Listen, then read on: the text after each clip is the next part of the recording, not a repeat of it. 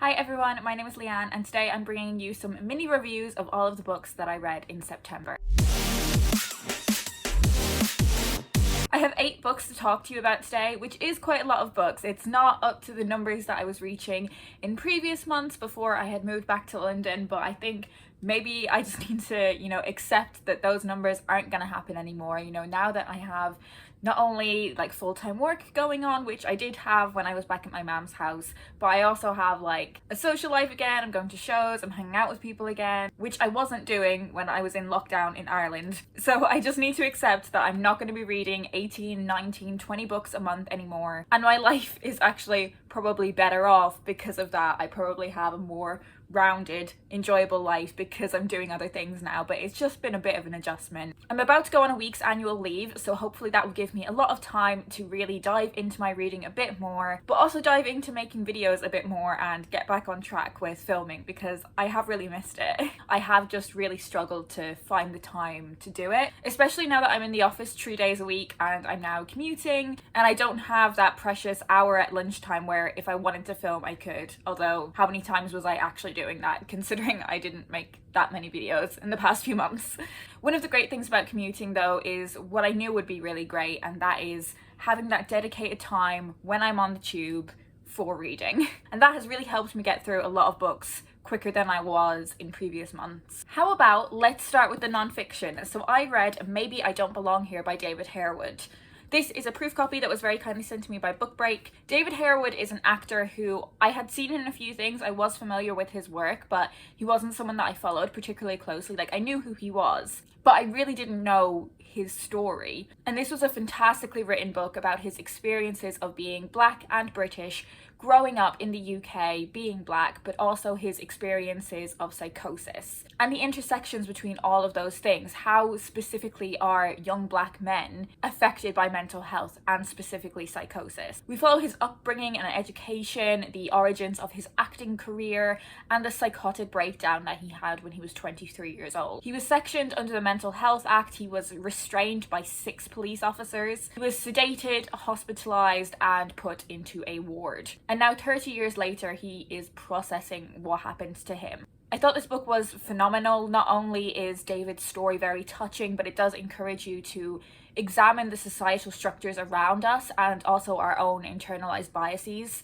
I thought this book was really fantastic. I would highly recommend it. I also read The Invisible Woman by Helen Walmsley Johnson. This is a book about women getting older. It is a book about women who are middle-aged. It takes a look at topics like body image, at menopause, at fashion and cosmetics. It looks at careers, and it's a book about reinventing how middle-aged women are perceived by society and the media as a whole. And it's a book about thriving and enjoying your middle age. I wanted to read this as a younger woman, as a 25-year-old woman, because I think it's important to listen to older women's perspectives. And not only was it important to listen to this woman's perspective for what it was, but it also gave me a lot to think about in how I approach my own life. I think there is so much pressure to be chasing down your life to be finalized, to have the career sorted, the relationship sorted, whatever, by a certain age, and that certain age that we are expected to do that by being ridiculously young. There is still so much life left to live after that point,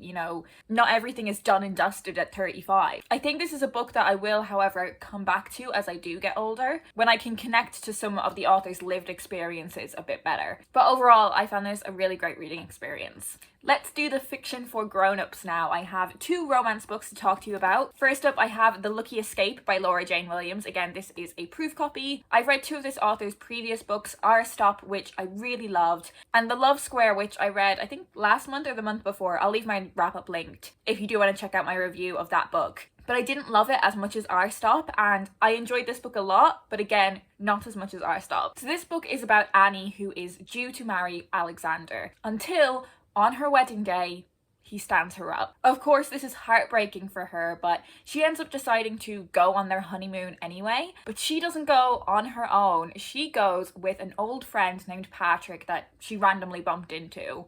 It's quite a spontaneous decision for them to go on this trip away together.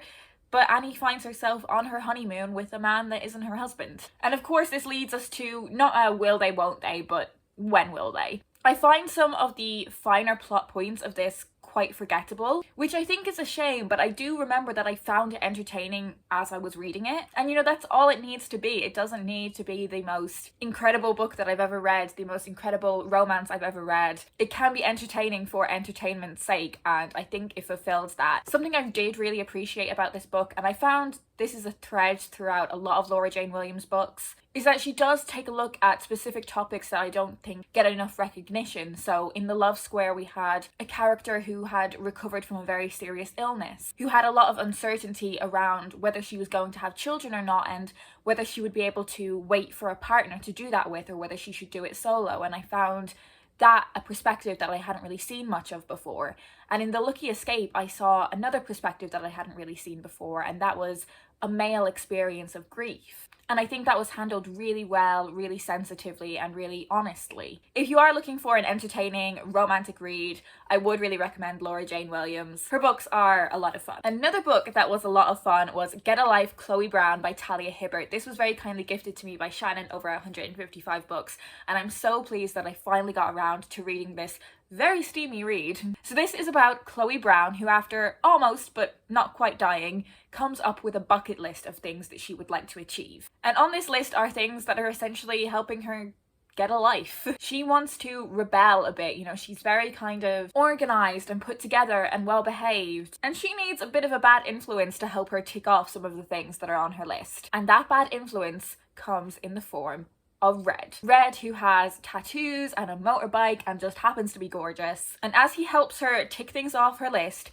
she begins to realize that she's interested in him for more than just being a helper on her mission. I thought the chemistry between these two characters was fantastic. It was so steamy. I loved that both of the main characters had complex lives outside of their relationship. They were fully formed, fleshed out characters with interest external to their relationship. They both had their own histories and their insecurities that they were overcoming. I thought the depiction of Chloe's chronic illness was really important to include in these kinds of stories. Romance is for anyone that wants to be a part of it. It isn't something that should be gatekept. It isn't something that should just be full of straight, white, cisgender, able-bodied people. Unfortunately, I don't think I gave this book the full attention that it deserved, because this was one of the books that I was reading on my commute in and out of work, and it kind of meant that when I got to some of the steamier scenes, I was kind of trying to rush through them and I wasn't really, you know, sinking into them and enjoying them in the way that they were designed to be enjoyed.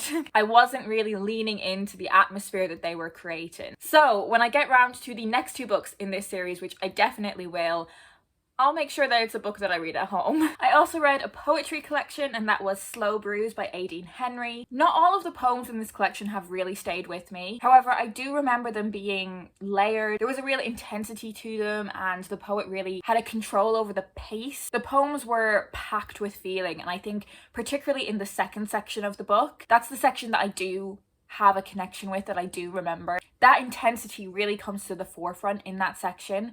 It's about a romantic entanglement, and it takes you from the tentative beginnings of that to the sensuousness and the passion, and eventually to the brutality of that relationship ending. There is also an Irishness that runs through this collection, particularly in the language used. You know, there are some poems that have the Irish version and then they translate it into English version on the next page, but also a blending of these languages within the poems. And I really appreciated that. I thought that was really fantastically done. Because of the Irish Readathon, I know a lot of people come to this channel sometimes for those Irish recommendations, and if you are interested in poetry and want to sample some Irish poetry, then I think this would be a really great one to try out. And finally, let's talk about the books for teens and younger readers. I read Double Cross by Mallory Blackman. This is the fourth book in the Noughts and Crosses series. You may know that I have been gradually reading these books over the past couple years. I somehow didn't read the Noughts and Crosses series when I was a teenager, so I'm coming to them now as a grown-up, but they totally stand up. I have still been getting so much from them as an adult reader. I mean, I love YA anyway, but I do think this series of books is incredible, and for me to be getting through books that are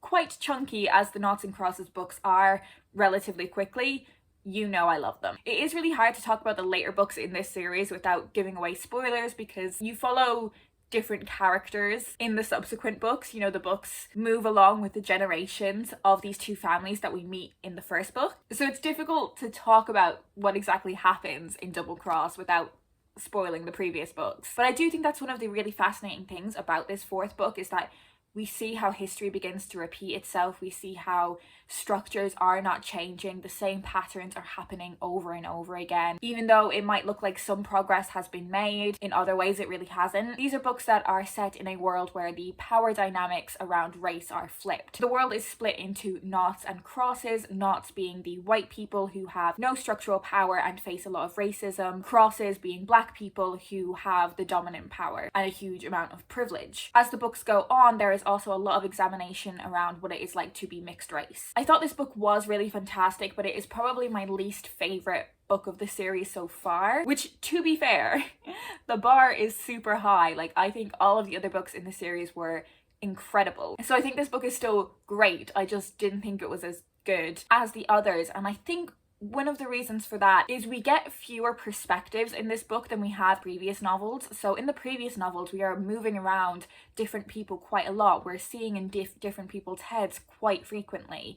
And a lot of this book was told from one perspective. It was also a perspective from outside of the two families. And I think because I didn't have that long-term connection that I had with other characters, I didn't get invested in this character as quickly as I did with other characters that are in the series. I definitely want to finish this series off. I'm not sure if there's 2 more books in this series or 1 more book. I know the final book in the series has just come out. I don't know if there's one in between this book and that book, or if that book is just the next book in the series and the final book in the series, but either way, I will finish up the series. I also read Refugee Boy by Benjamin Zephaniah. This was an incredibly emotional and important read. Benjamin Zephaniah you may know as a poet. He is one of my favourite poets, and I've also read another of his books for younger readers called Gangster Rap, and I thought that was absolutely fantastic, as was Refugee Boy. This book was so emotional and so necessary. So this book is about a young boy named Alam whose father is Ethiopian and his mother is Eritrean,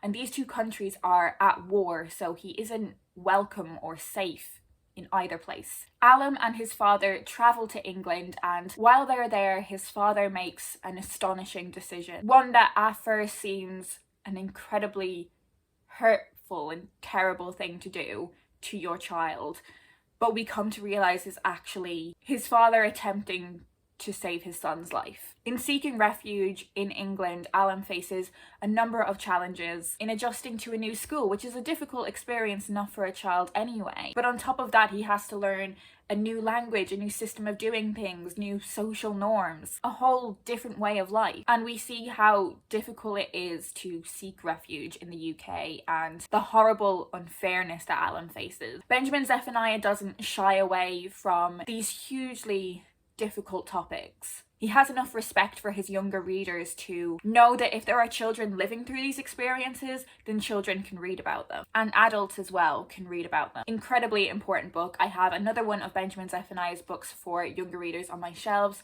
and I'm keen to get to that really quickly. And finally, I have Front Desk by Kelly Yang. This is about a family who emigrate from China to the US. We see the difficulty that the family faces socially, financially, in terms of their work, the difficulties that Mia faces in school, and the book centres around the family taking an opportunity to run a motel. At first, this seems like a really great situation for the family. You know, they're getting paid, they're going to have a roof over their head because they live in the motel. But as the book progresses, we learn that the owner of this hotel is a real nasty piece of work. I loved experiencing this story from Mia's point of view. She is a really tenacious, funny, clever character to spend time with. She is full of hope and optimism. She is ambitious and innovative, and she doesn't even really realize it. And ultimately, she's courageous and kind. At the core of this story, it's a book about being kind to one another, being patient with one another, seeing the best in other people and helping to elevate them when you can. And I think they are incredible messages to be instilling in young readers. Because of the motel setting, this has a kind of